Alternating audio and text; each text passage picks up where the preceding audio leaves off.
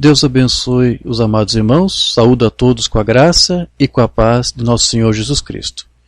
Nesse instante nós iremos aqui fazer uma tradução livre de mais um sermão do irmão Brian Kusurk, da sua série O Desvelar de Deus, que ele já está pregando já faz um bom tempo.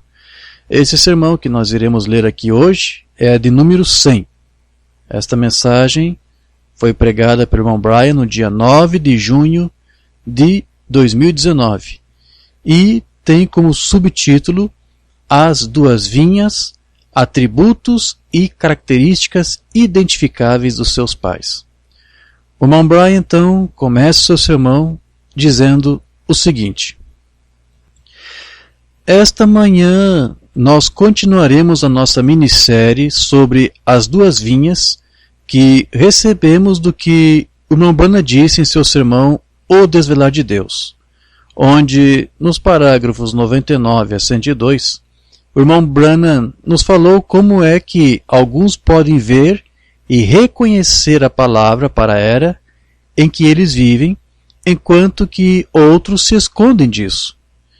Isso nos levou a um estudo sobre as duas vinhas, onde nos últimos 3 meses e 17 sermões, do dia 3 de março de 2019 até a última semana de 2 de junho de 2019, estudamos os atributos compartilhados que ambas as vinhas, a verdadeira e a falsa, compartilham em comum, porque ambas têm a mesma mãe, por assim dizer, e ambas nasceram no mesmo avivamento, e assim da mesma chuva que cai tanto sobre o justo como também sobre o injusto.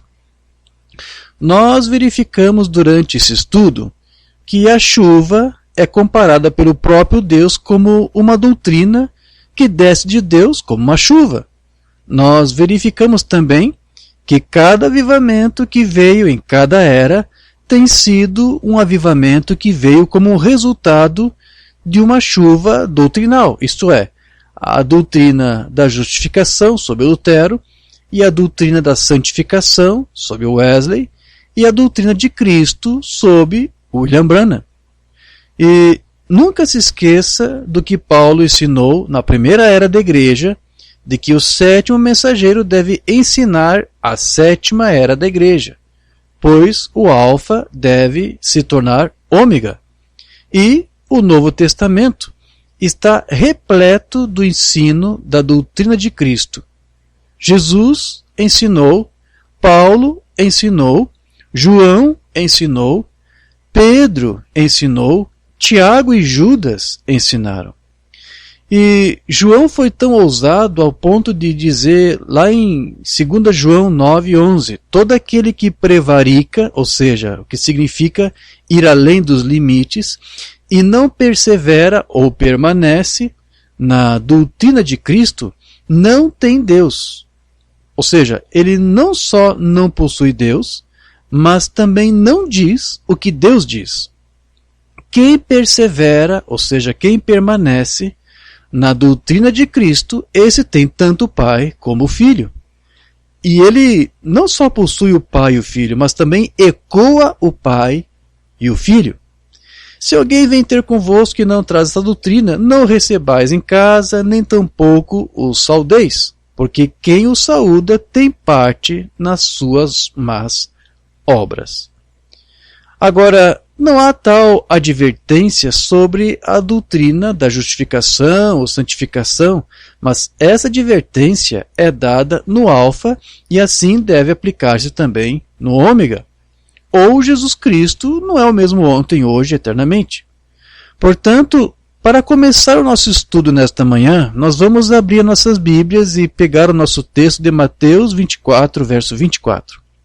Porque surgirão falsos cristos e falsos profetas, e farão grandes sinais e prodígios, de modo que, se fosse possível, eles enganariam os próprios eleitos. Observe que esses dois espíritos que são falados por nosso Senhor Jesus serão tão próximos que essa proximidade enganaria até os próprios eleitos, se fosse possível. E isso acontece porque os dois espíritos compartilham muito dos mesmos atributos e características, porque são dados como gêmeos no mesmo avivamento. E é essa mesmice que é tão enganadora. Nunca se esqueça que foi a mesmice entre os filhos de Judá e os filhos de Israel que causou ou que fez a Josafá entrar em guerra com Acabe e quase perder a sua vida por causa disso. Vamos abrir nossas Bíblias lá em 1 de Reis, capítulo 22, e começar a ler a partir do versículo 1 em diante. Lá diz assim: E estiveram quietos 3 anos, não havendo guerra entre a Síria e Israel. Porém, no 3º ano, sucedeu que Josafá, rei de Judá, desceu para avistar-se com o rei de Israel.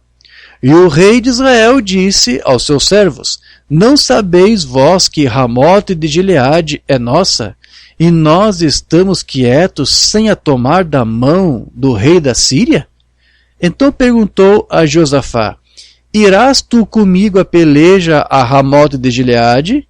E disse Josafá ao rei de Israel: Serei como tu, e o meu povo como o teu povo, e os meus cavalos como os teus cavalos. E assim ele baixou a guarda por causa da sua semelhança. O que isso significa?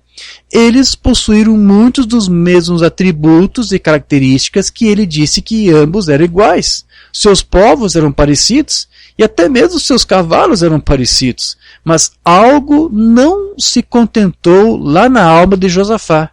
E assim ele imediatamente vai dizer aqui: Disse mais Josafá ao rei de Israel: Peço-te consulta hoje a palavra do Senhor.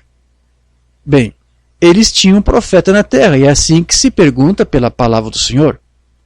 Versículo 6. Então o rei de Israel reuniu os profetas, até quase 400 homens, e disse-lhes: Irei a peleja contra Ramote de Gileade, ou deixarei de ir? E eles disseram: Sobe, porque o Senhor a entregará na mão do rei. Disse, porém, Josafá: Não há aqui ainda algum profeta do Senhor ao qual possamos consultar? Então disse o rei de Israel a Josafá: Ainda há um homem por quem podemos consultar ao Senhor, porém eu o odeio, porque nunca profetiza de mim o que é bom, mas só o mal. Este é Micaías, filho de Imlá. E disse Josafá: Não fale o rei assim. Versículo 19. Então ele, ou seja, Micaías, que não era o profeta da hora, o qual era Elias, mas Micaías era apenas um profeta, comparado ao dia de hoje como o que chamamos de um profeta do ministério quíntuplo, que submeteu seu próprio ministério ao ministério do profeta Elias. E disse: Ouve, pois, a palavra do Senhor. Via o Senhor assentado sobre o seu trono, e todo o exército do céu estava junto a ele, e a sua mão direita e a sua esquerda. E disse o Senhor: Quem induzirá Acabe para que suba e caia em Ramote de Gileade? E um dizia desta maneira e outro de outra. Então saiu um espírito e se apresentou diante do Senhor, e disse: Eu o induzirei. E o Senhor lhe disse: Com que? E disse ele: Eu sairei e serei um espírito de mentira na boca de todos os seus profetas. E ele disse: Tu o induzirás e ainda prevalecerás. Sai e faze assim. Agora, pois, eis que o Senhor pôs o espírito de mentira na boca de todos estes teus profetas, e o Senhor falou o mal contra ti. Então Zedequias, filho de Kenaaná, chegou e feriu a Micaías no queixo e disse: Por onde saiu de mim o Espírito do Senhor para falar a ti? E disse Micaías: Eis que o verás naquele mesmo dia, quando entrares de câmara em câmara para te esconderes. Então, veja que este profeta menor, ou profeta do quíntuplo, com quem Deus havia falado através dos lábios da palavra do profeta para aquela hora, que era Elias, que já havia falado acerca da condenação de Acabe, como Deus lhe falou lá em 1 de Reis, capítulo 21, a partir do versículo 17. E a palavra do Senhor veio a Elias, o tisbita, dizendo: levanta-te, desce para encontrar Acabe, rei de Israel, que está em Samaria. Eis que ele está na vinha de Nabote, aonde tem descido para possuí-la. E falar-lhe-ás, dizendo: assim diz o Senhor, porventura não mataste e tomaste a herança? Falar-lhe-ás mais, dizendo: assim diz o Senhor, no lugar em que os cães lamberam o sangue de Nabote, lamberão também o teu próprio sangue. Agora, deixe-me apenas ler a história para você, porque você verá que este é o caminho das pessoas iníquas. Elas mentem e inventam relatórios falsos para ganhar o que não podiam ganhar legitimamente. Aqui diz assim: e sucedeu depois dessas coisas que Nabote, o jizreelita, tinha uma vinha em Jizreel, junto ao palácio de Acabe, rei de Samaria.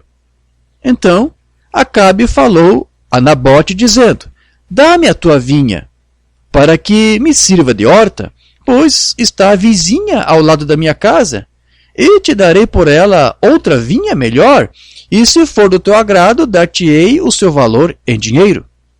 Porém, Nabote disse a Acabe: guarde-me o Senhor de que eu te dê a herança de meus pais. Então Acabe veio desgostoso e indignado à sua casa por causa da palavra que Nabote, o jizreelita, lhe falara, quando disse: não te darei a herança de meus pais. E deitou-se na sua cama, e voltou o rosto, e não comeu pão. Porém, vindo a ele Jezabel, sua mulher, lhe disse: que há que está tão desgostoso o teu espírito, e não comes pão? E ele lhe disse: porque falei a Nabote, o jizreelita, e lhe disse: dá-me a tua vinha por dinheiro, ou se te apraz, te darei outra vinha em seu lugar. Porém ele disse: não te darei a minha vinha. Então Jezabel, sua mulher, lhe disse: governas tu agora no reino de Israel? Levanta-te, come pão, e alegre-se o teu coração, e te darei a vinha de Nabote, o jizreelita. Então escreveu cartas em nome de Acabe, e as selou com seu sinete, e mandou as cartas aos anciãos e aos nobres que havia na sua cidade e habitavam com Nabote. E escreveu nas cartas dizendo: apregoai um jejum, e ponde Nabote diante do povo, e ponde defronte dele 2 filhos de Belial, que testemunhem contra ele, dizendo: blasfemaste contra Deus e contra o rei, e trazei-o fora e apedrejai-o para que morra. E os homens da sua cidade, os anciãos e os nobres que habitavam na sua cidade, fizeram como Jezabel lhes ordenara, conforme estava escrito nas cartas que lhes mandara. Apregoaram um jejum e puseram a Nabote diante do povo. Então vieram 2 homens, filhos de Belial, que quer dizer filhos do diabo, e puseram-se defronte dele, e os homens, filhos de Belial, testemunharam contra ele, contra Nabote, perante o povo, dizendo: Nabote blasfemou contra Deus e contra o rei. E o levaram para fora da cidade e o apedrejaram, e morreu. Então mandaram dizer a Jezabel: Nabote foi apedrejado e morreu. E sucedeu que, ouvindo Jezabel que já fora apedrejado Nabote e morrera, disse a Acabe: levanta-te e possui a vinha de Nabote, o jizreelita, a qual te recusou dar por dinheiro, porque Nabote não vive, mas é morto. E sucedeu que, ouvindo Acabe que Nabote já era morto, levantou-se para descer para a vinha de Nabote, o jizreelita, para tomar posse dela. Então veio a palavra do Senhor a Elias o tisbita, dizendo: levanta-te, desce para encontrar-te com Acabe, rei de Israel, que está em Samaria. Eis que está na vinha de Nabote, aonde tem descido para possuí-la. E falar-lhe-ás, dizendo: assim diz o Senhor, porventura não mataste e tomaste a herança? Falar-lhe-ás mais, dizendo: assim diz o Senhor, no lugar em que os cães lamberam o sangue de Nabote, lamberão também o teu próprio sangue. E disse Acabe a Elias: já me achaste, inimigo meu? E ele disse: achei-te, porquanto já te vendeste para fazeres o que é mal aos olhos do Senhor. Eis que trarei mal sobre ti, e arrancarei a tua posteridade, e arrancarei de Acabe a todo homem, tanto escravo como livre em Israel.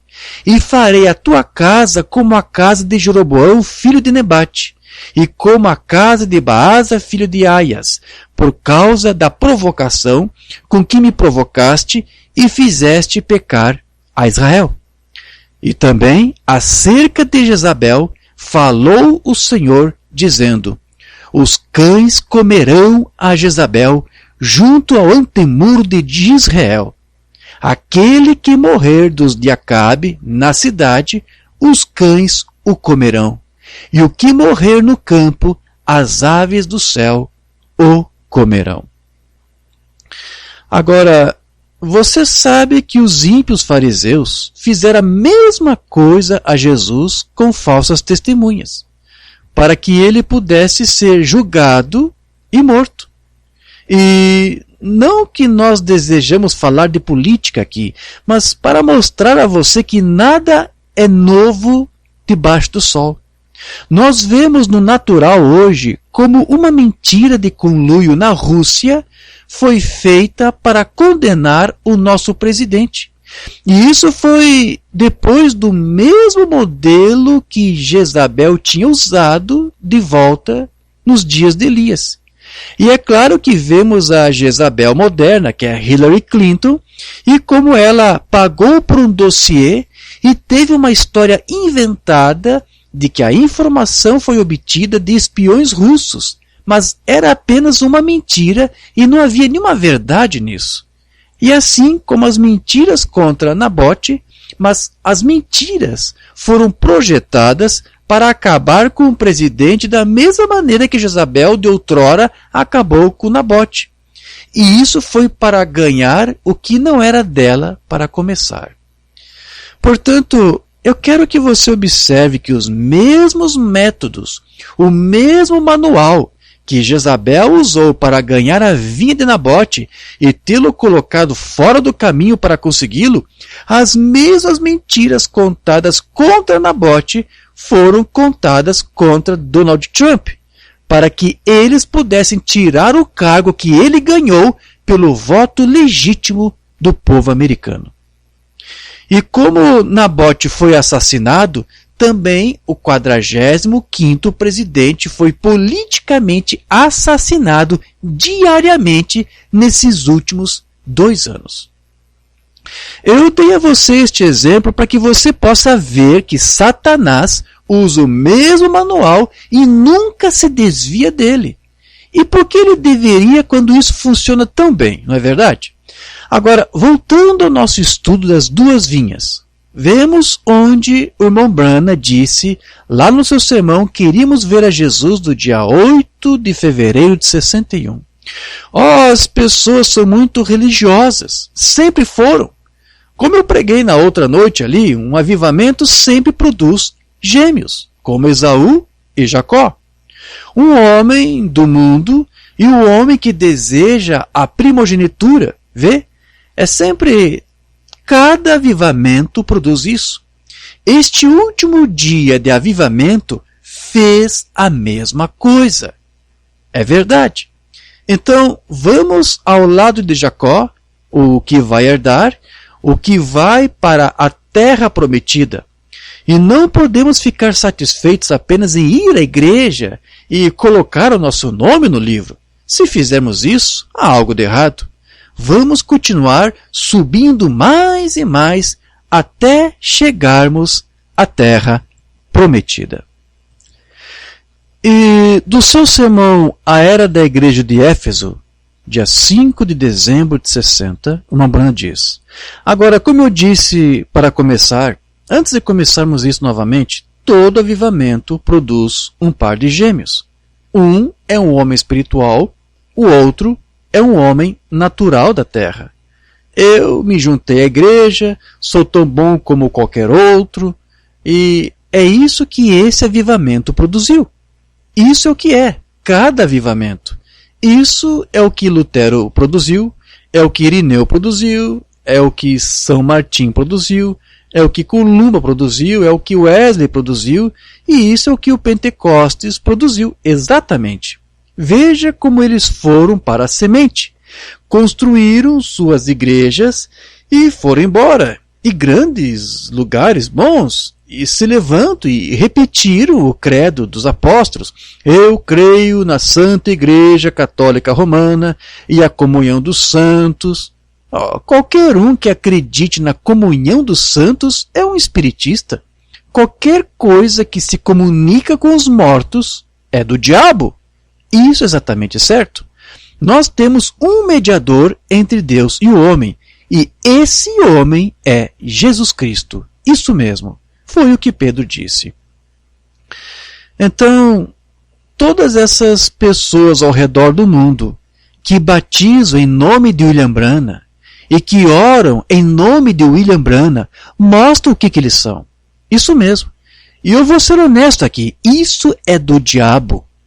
O irmão Branham até passou por um colapso nervoso com este mesmo tipo de material, e o irmão foi levado pelo Espírito Santo a visitá-lo durante aquele tempo, sem saber o que estava acontecendo. Todos vocês conhecem a história.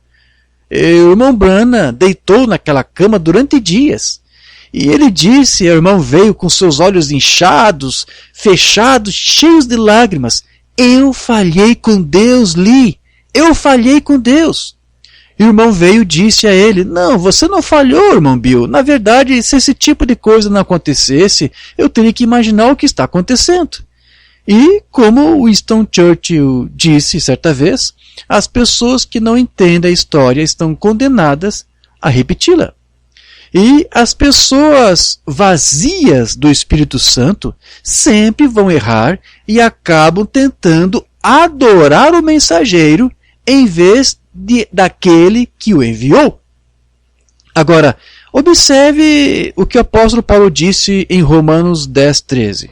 Porque todo aquele que invocar o nome do Senhor será salvo. E então, qual que é o nome do Senhor?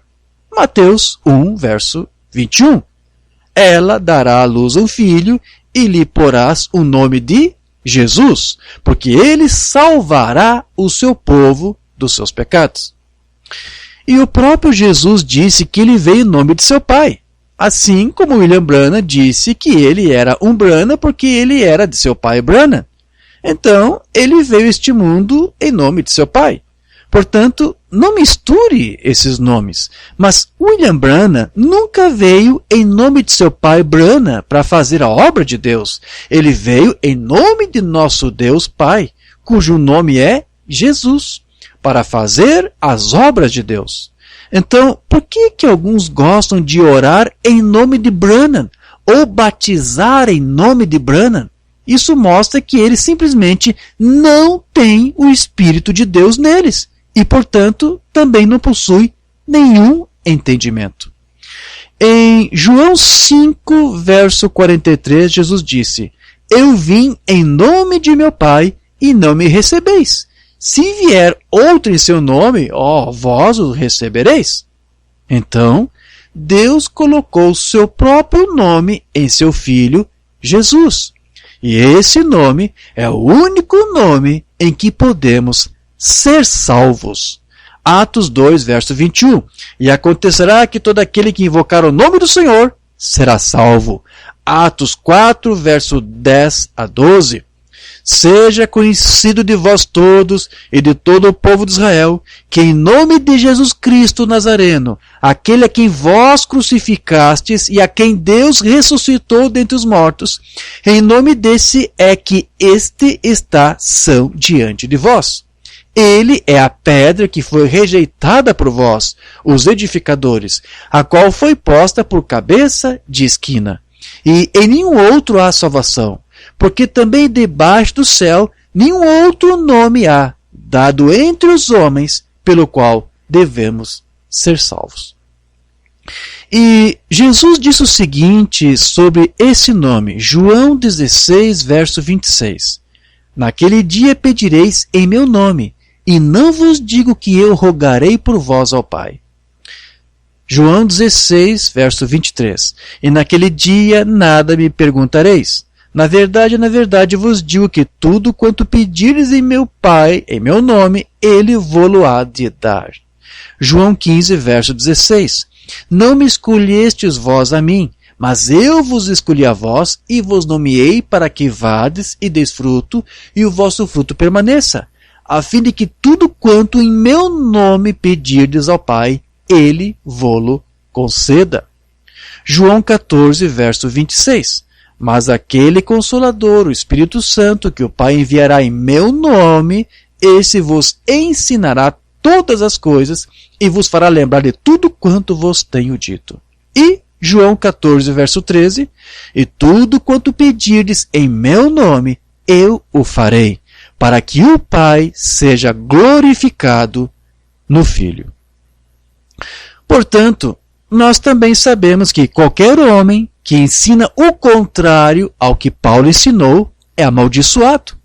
Então, eu não me importo com o quão sinceros eles sejam. Eles são amaldiçoados com uma maldição. Portanto, são os atributos compartilhados que ambas as vinhas possuem, porque nasceram no mesmo avivamento, tornando eles gêmeos. E essas são naturezas gêmeas, esses atributos compartilhados que estão enganando a todos, exceto que a vinha verdadeira, que são os eleitos de Deus, e que não podem ser enganados, porque eles também têm atributos que não são compartilhados com a falsa vinha. Eu vou dizer novamente, são os atributos compartilhados que produzem o engano do qual Jesus falou lá em Mateus 24, verso 24. Onde os dois espíritos seriam tão próximos, tão parecidos, que enganariam os próprios eleitos, se fosse possível. Mas sabemos que não é possível.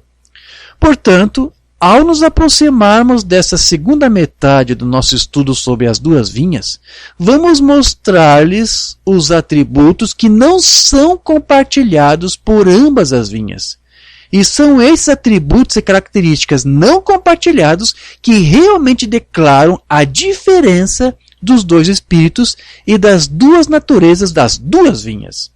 Somente o eleito, a vinha verdadeira, é que não pode ser enganado, porque ele está ciente de outros atributos que ela possui do seu Pai, Deus, e que são muito diferentes do outro gêmeo seu. Portanto, esta manhã estaremos trocando de marcha, estudando os atributos compartilhados e as características das duas vinhas para começar um exame dos atributos e características não compartilhadas das duas vinhas. Eu gostaria de começar esta manhã mostrando o contraste entre as duas vinhas. E nós descobriremos que esses atributos e características são um reflexo do pai deles, não da mãe deles. São os atributos e as características das mães que eles compartilham, mas como cada um tem um pai diferente, os atributos de seus pais serão muito diferentes. Jesus disse em João 8, verso 23 em diante: E dizia-lhes, vós sois de baixo, eu sou de cima. Vós sois deste mundo, eu não sou deste mundo. Por isso vos disse que morrereis em vossos pecados, porque se não crerdes que eu sou, morrereis em vossos pecados. Disseram-lhe, pois, quem és tu? Jesus lhes disse, isso mesmo que já desde o princípio vos disse. Muito tenho que dizer e julgar de vós, Mas aquele que me enviou é verdadeiro, e o que dele tenho ouvido, isso falo ao mundo. Mas não entenderam que ele lhes falava do Pai. Disse-lhes, pois, Jesus: quando levantardes o Filho do Homem, então conhecereis quem eu sou, e que nada faço por mim mesmo, mas falo como meu Pai me ensinou. E aquele que me enviou está comigo. O Pai não me tem deixado só, porque eu faço sempre o que lhe agrada. Dizendo ele estas coisas, muitos creram nele. Jesus dizia, pois, aos judeus que criam nele: se vós permanecerdes na minha palavra, verdadeiramente sereis meus discípulos, e conhecereis a verdade, e a verdade vos libertará. Responderam-lhe: somos descendência de Abraão, e nunca servimos a ninguém. Como dizes tu, sereis livres? Respondeu-lhes Jesus: em verdade vos digo, que todo aquele que comete pecado é servo do pecado. Ora, o servo não fica para sempre na casa, o filho fica para sempre. Se, pois, o Filho vos libertar, verdadeiramente sereis livres. Bem sei que sois descendência de Abraão. Contudo, procurais matar-me, porque a minha palavra não entra em vós. Eu falo do que vi junto de meu Pai, e vós fazeis o que também vistes junto de vosso pai. Responderam e disseram-lhe: nosso pai é Abraão. Jesus disse-lhes: se fosseis filhos de Abraão, faríeis as obras de Abraão. Ou seja, se Abraão fosse vosso pai, vocês agiriam como ele e creriam como ele, e quando Deus veio a ele velado em carne, ele o recebeu como Deus. Mas agora procurais matar-me a mim, homem que vos tem dito a verdade que de Deus tem ouvido. Abraão não fez isto. Vós fazeis as obras de vosso pai. Disseram-lhe, pois: nós não somos nascidos de prostituição? Ou seja, eles sabiam do que ele estava falando. E eles estavam dizendo: nós não somos descendentes da serpente. Temos um pai, que é Deus. Disse-lhes, pois, Jesus: se Deus fosse o vosso pai, certamente me amaríeis, pois que eu saí e vim de Deus. Não vim de mim mesmo, mas ele me enviou. Por que não entendeis a minha linguagem? Ou seja, por que vocês não conseguem entender? Por não poderdes ouvir a minha palavra. Vós tendes por pai ao diabo, e quereis satisfazer os desejos de vosso pai. Ele foi homicida desde o princípio e não se firmou na verdade, porque não há verdade nele. Quando ele profere mentira, fala do que ele é próprio, porque é mentiroso e pai da mentira. Mas por que vos digo a verdade, não me credes? Quem dentre vós me convence de pecado? E se vos digo a verdade, por que não credes? Quem é de Deus, escuta as palavras de Deus. Por isso vós não as escutais, porque não sois de Deus. E assim, vemos Jesus em um diálogo de confronto com os autojustificados fariseus. E durante essa disputa aqui, ele fala das duas vinhas, dos gêmeos, como nós chamamos, e mostra que há duas fontes de vida, pois cada uma tem um pai diferente. E a natureza desses dois pais são tão divergentes e diferentes. E ele deixa isto muito bem claro. Ele explica por que eles são de seu pai o diabo e apontam para os atributos e características que tornam o que ele diz muito simples de entender. Então, o que vamos examinar nesta manhã é o que Jesus está explicando nesse diálogo, de como a vinha verdadeira ama a verdadeira palavra de Deus, a palavra revelada e vindicada para a sua época.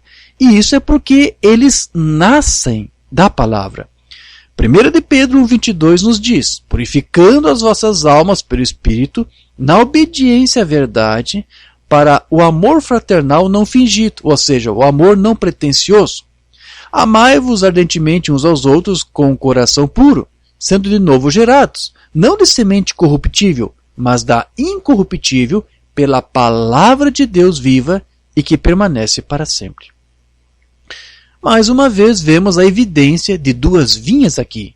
Uma que é nascida de uma semente incorruptível, que é a palavra de Deus, e a outra que é nascida de uma semente corruptível, que é um evangelho, como Paulo disse lá em Gálatas 1, 6-9, que foi pervertido.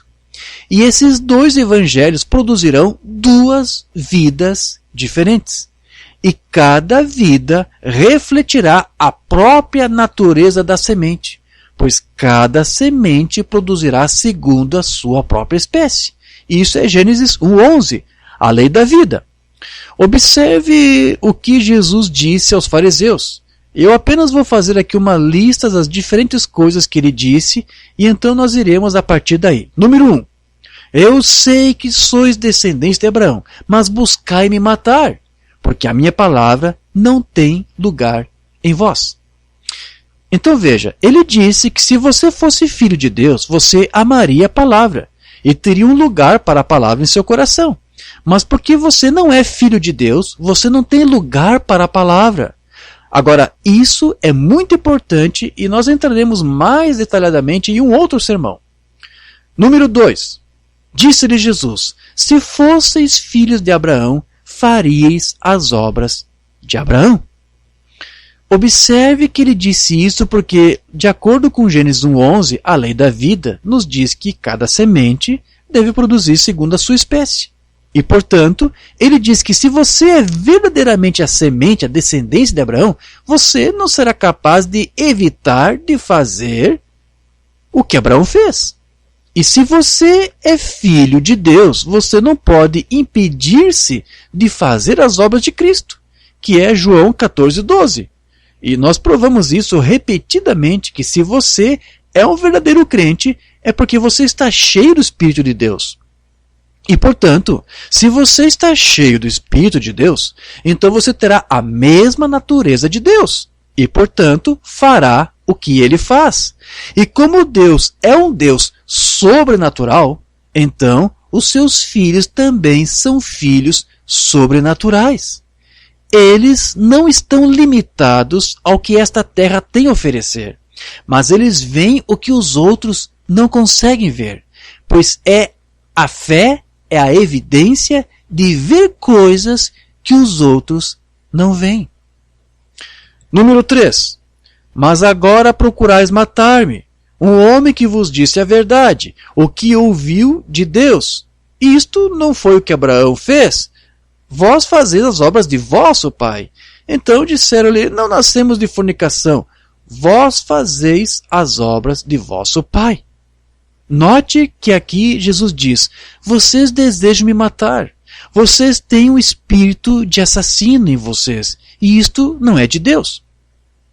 E nós lemos lá em Lucas 9:51 em diante. E aconteceu que, completando-se os dias para a sua assunção, manifestou o firme propósito de ir a Jerusalém, e mandou mensageiros adiante de si, e indo eles entraram numa aldeia de samaritanos para lhe prepararem pousada, mas não o receberam porque o seu aspecto era como de quem ia a Jerusalém. E os seus discípulos, Tiago e João, vendo isso, disseram: Senhor, queres que digamos que desça fogo do céu e os consuma, como Elias também fez? Voltando-se, porém, repreendeu-os e disse: Vós não sabeis de que espírito sois, porque o Filho do Homem não veio para destruir as almas dos homens, mas para salvá-las. E foram para outra aldeia. Observe este atributo que ele tinha, que quando os outros o rejeitaram, ele não queria se igualar. Ele disse na cruz: Pai, perdoa-os, porque eles não sabem o que fazem. Isso não tornou Jesus fraco porque ele perdoou, não, Senhor, porque é preciso ser um grande homem para perdoar aqueles que mataram sua influência.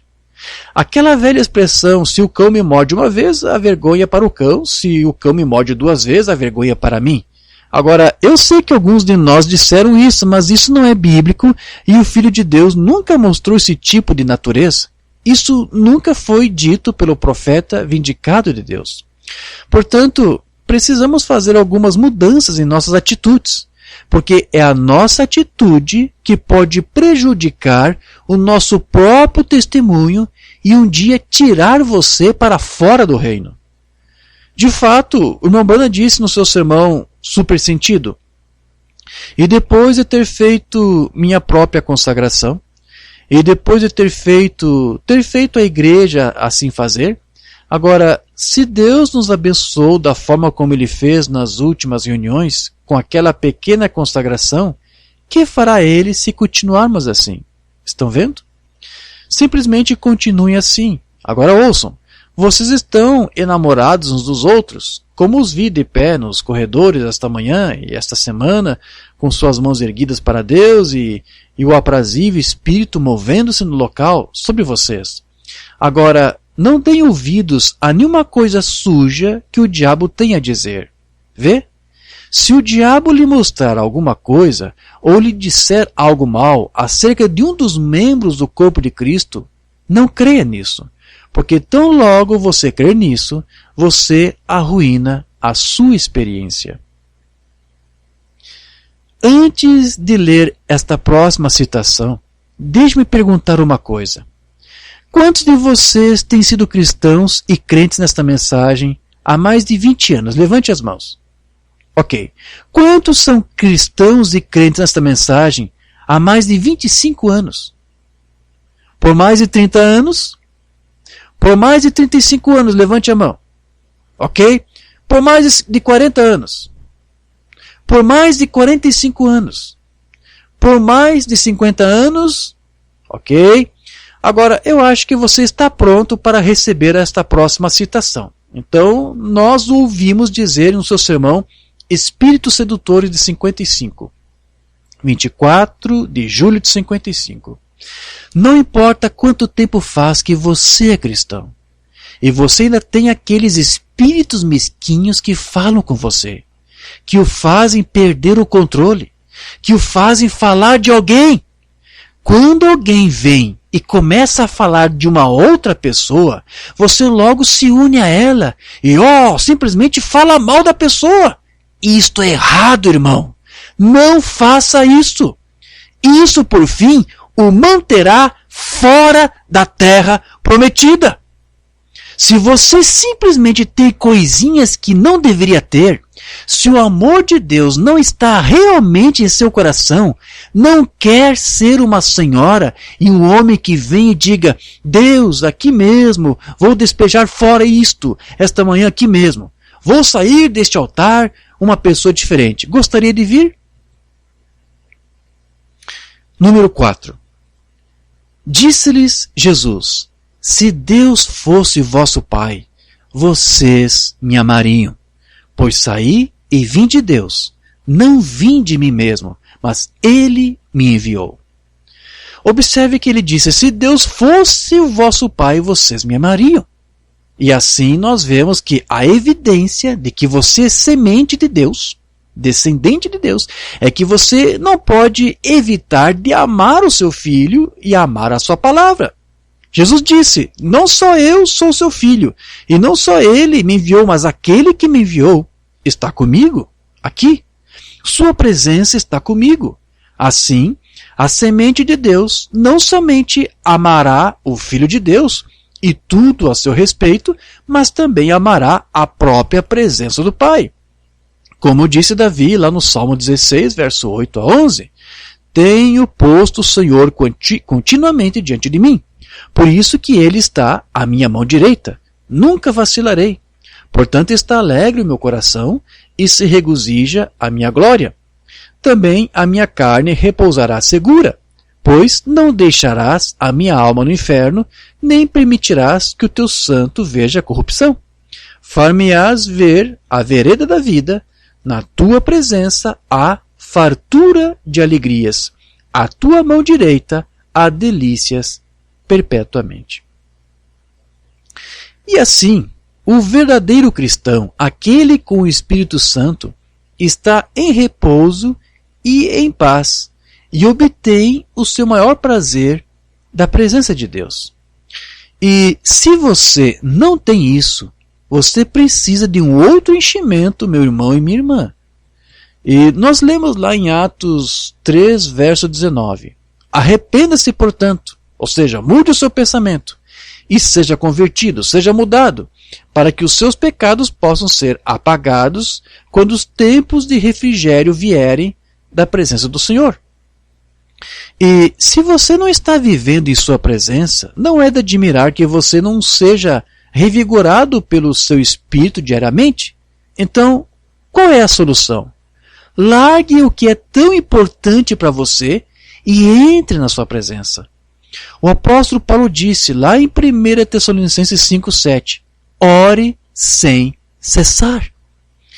E o profeta vindicado de Deus nos disse no seu sermão por que é tão difícil viver uma vida cristã, do dia 3 de março de 57. Há algo sobre o Evangelho e a Palavra de Deus que simplesmente não conseguimos obter o suficiente disto. Eu creio que você pode comer muitas vezes, e você pode beber bastante água fria para deixá-lo doente, mas eu não creio que um homem possa orar muito, ou ter muito do amor de Deus em seu coração. Isso é apenas uma coisa que parece não ter o suficiente. Eu sou ensinado que quando nós comemos, se estamos acostumados a comer pequenas porções, o nosso estômago encolhe para aquela porção. E se nós comemos muito, o nosso estômago se estica para isso. E eu acho que nós precisamos de algum alongamento espiritual e obter muito da palavra.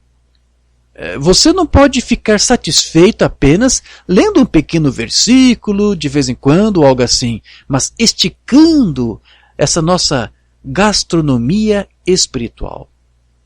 Agora a mensagem fé do dia 27 de abril de 56. A oração muda as coisas. A oração muda da morte para a vida. A oração muda da doença para a saúde. Muda os pecadores para os santos. É a oração. Você pode rir muito. Você pode gritar muito. Você pode comer bastante, mas nunca irá orar o suficiente. A Bíblia diz: quero, pois, que os homens orem em todo lugar, levantando mãos santas. Então, você nunca poderá orar muito.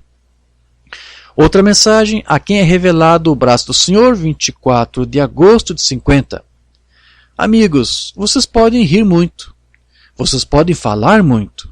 Vocês podem andar muito, mas vocês nunca irão orar muito. Eu gostaria que os homens orassem em todos os lugares, levantando suas mãos santas. Outra mensagem: aquele que está em vós, 10 de novembro de 63. Faz algum tempo que durante alguns anos tive um fardo profundo no peito e meu coração. Pareceu-me como se tivesse feito algo errado. E eu procurei a minha vida várias vezes para ver o que estava errado. Senhor, se eu fiz algo errado, então apenas revele para mim o que está errado. E eu vou fazer as coisas certas, mas nada seria revelado para mim. Eu dizia: eu machuquei alguém? Eu deixei algo desfeito? Eu leio o suficiente? Eu oro o suficiente? E eu lia e orava e pensava: revele para mim. Eu prejudiquei alguém em algum lugar? Se eu fiz, eu farei a coisa certa. Apenas me mostre. E nos últimos 5 anos, desde que saí do campo, há um fardo no meu coração. Outra mensagem: o homem mais insignificante que conheço, 27 de janeiro de 62. Alguns de vocês não amaram como deveriam. Alguns de vocês são verdadeiros cristãos honrados, e vocês não o amaram como deveriam. E você sabe que você é culpado. Você não ora o suficiente. Eu vou colocar a minha mão agora. Eu não oro o suficiente. Eu tenho vergonha de mim mesmo. Tenho vergonha da minha vida. Pedi a ele que viesse a essa reunião e tenho vergonha da minha vida diante dele. Eu estou com você. Eu tenho vergonha da minha vida diante de Jesus. Ele veio do céu esta manhã para nos visitar. Veio até nós para falar conosco, Ele está falando conosco agora. Aquela pequena voz ainda baixa em nosso coração. Pode não haver ventos fortes. Nós tivemos muito disso. Vamos encobrir nosso rosto esta manhã com vergonha. Eu tenho vergonha de ser pentecostal com a vida que eu vivo. Eu tenho vergonha de não ter mais poder em sua presença. Tenho vergonha de não ser mais um exemplo de cristão diante do meu povo. Jesus, tenha piedade de mim. Deus, eu não sou sem culpa. Eu preciso corrigir também. E o seu Espírito Santo está falando comigo. Outra mensagem, a acusação, 7 de julho de 63. Agora, o que fizeram, eles não conheceram. Hoje o homem caminha ignorantemente. Eles não sabem que esta é a verdade. Eles pensam que isto é alguma classe de ismo. Eles não cavam suficientemente profundo para entrar no espírito de revelação. Eles não oram o suficiente. Eles não clamam a Deus o suficiente. Eles só tomam isto levianamente. Bem, eu creio que há um Deus, certo? O diabo crê na mesma coisa. O diabo crê mais do que algumas pessoas alegam crer. O diabo crê e treme. As pessoas só creem e seguem adiante. Mas o diabo treme, sabendo que o seu juízo está se aproximando. E as pessoas creem e não prestam nenhuma atenção ao juízo que está se aproximando. Culpados de crucificá-lo, certo? Eu acuso esta geração, declarando-os culpados pela mesma palavra que os declarou culpados no princípio. Isso mesmo. Jesus disse, quem pode me condenar? Ele era a palavra feita carne, e hoje a mesma palavra é feita carne. Número 5. Jesus disse no versículo 43, por que não me compreendeis o meu discurso? Porque não podeis ouvir, vocês não conseguem me entender a minha palavra. Então, vemos que um atributo de ser nascido de Deus é que você será capaz de entender a palavra de Deus. E o fato de que uma pessoa não pode entender a palavra declara que ele não nasceu de Deus. É simples assim. E Deus interpreta a sua palavra, fazendo com que ela aconteça. Basta olhar em volta dos meus irmãos e irmãs e você verá do que eu estou falando. Paulo não nos ensinou em 1 Coríntios 2? Ninguém conhece as coisas de Deus, a não ser que o Espírito de Deus esteja nele. E vemos aqui em João 8,43 que estes homens não podiam ouvir e entender a palavra de Deus porque eles não eram de Deus. Deus não era o seu pai. Número 6. Vós sois de vosso pai o diabo, e desejam fazer o que o seu pai quer. Ele foi homicida desde o princípio e não se firmou na verdade, porque não há verdade nele. Quando profere mentira, fala do que lhe é próprio, porque ele é mentiroso e pai da mentira. Agora, observe como Jesus fala muito definitivo sobre esses atributos aqui. Ele diz que uma pessoa definitivamente fará as obras de seu pai. E então ele começa a descrever quem é o seu pai, mostrando o que eles fazem. E o que eles fazem é o mesmo que aquele que é o pai desses atributos. Vamos apenas dividir isso um por um. Ele diz que vocês são do vosso pai, o diabo. E, portanto, número 7, as concupiscências do vosso pai fareis. Então, o que você deseja? Quais são os desejos do seu coração? Pois você deve se perguntar, o que eu mais quero da vida? Para que eu estou trabalhando? O que eu estou fazendo no meu tempo livre? Poderia eu convidar o Filho de Deus para se juntar a mim no meu tempo livre? Quando estou conversando com a minha esposa, ou vocês, irmãs, quando vocês estão conversando com os seus maridos, vocês estão falando com eles como filhos de Deus? Lembre-se que Jesus disse, tudo que você tiver feito ao menor destes, meus irmãos, você tem feito a mim. Naquele dia, Pode você dizer, eu tenho sido doce com meu marido, e quando eu achava que ele estava errado, eu orava por ele? Ou você acha que, por ser casado com ele, isso lhe dá licença para zombar dele e usar palavras cruéis contra ele? Você pode achar que ele mereça isso, mas isso tirará você do arrebatamento. E eu espero que você esteja ciente disso. Se o seu desejo é por os cuidados do mundo ou as coisas do mundo, então o amor de Deus não está nem mesmo em seu coração. Então, o que está em sua mente, o que está em seu coração?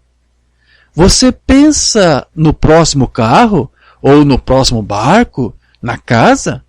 Ou no próximo eletrodoméstico para pôr na sua cozinha, ou alguma coisa para pôr no seu escritório? Se for assim, você não está na sua presença, e você não está ciente disso. E essa é uma condição perigosa para se estar, especialmente nesta hora tardia. Número 8. Jesus disse acerca do pai deles: ele foi homicida desde o princípio. Portanto, eu lhe faço esta pergunta: você também tem o espírito de assassino? Você sabe que Umbanda disse lá no seu sermão Hebreus 7, parte 2, do dia 22 de setembro de 57. E vocês, pessoas com esses temperamentos de lâminas de serra, tenha cuidado. Você é culpado se você falar uma palavra contra o seu irmão que não está certo, não justa. Você não precisa enfiar uma faca nas costas de um homem para matá-lo. Você pode atacar o seu caráter e matá-lo, matar a sua influência. Fale contra o seu pastor aqui. Diga algo ruim sobre ele. E você poderia muito bem ter atirado nele. Dizer algo que não estava certo sobre ele. Bem, isso vai matar a sua influência com as pessoas e coisas assim. E você é o culpado disso. O que Jesus disse? E o mesmo se aplica às suas irmãs contra seus maridos e os seus maridos contra sua esposa. Fale uma palavra contra eles para uma outra pessoa e você pode muito bem colocar uma faca nas costas deles. Pare com isso e prepare-se para o arrebatamento, porque não estamos nos preparando quando discutimos e reclamamos uns com os outros. Número 9. E não habita na verdade, porque não há verdade nele. Agora, lembre-se, ele disse, minhas palavras são espírito e elas são a verdade. Então, ele está falando aqui sobre a palavra de Deus. E ele disse que eles não são de Deus porque não obedecem, não permanecem. Eles não estão em casa com a palavra de Deus. Número 10. Quando ele profere mentira, fala do que lhe é próprio, porque é mentiroso e pai da mentira. Então, naturalmente, se você fala o que o seu pai falou, então, se ele era o pai da mentira, é o que você fará. Então, aqui vemos que neste breve diálogo entre Jesus e os fariseus da autorretidão, Jesus nos deu apenas simplesmente 10 atributos para examinar onde estamos em nossas próprias vidas. Oh, que coisa!